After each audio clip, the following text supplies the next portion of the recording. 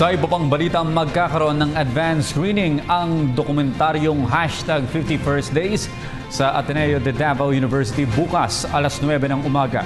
Tatalakayin sa dokumentaryo ang mga napagtagumpayan ng Administrasyong Duterte sa unang 2 buwan nito sa panunungkulan. Inihayag ni Communications Secretary Martin Andanar ang kanyang pagkagalak para sa suporta ng Ateneo de Davao sa inisyatiba ng Presidential Communications Office. Dagdag pa ng kalihim, nararapat lamang na ang naturang pamantasan ang maunang makapanood ng dokumentaryo dahil naranasan nila mismo ang positibong pagbabago na dala ni Pangulong Rodrigo Duterte.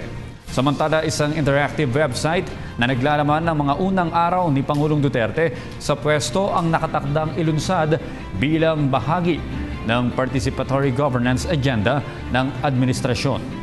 Umaasa si Andanar na mabibigyang inspirasyon ng #50first Days ang mga Pilipino na maging katuwang ng pamahalaan sa pagbabago.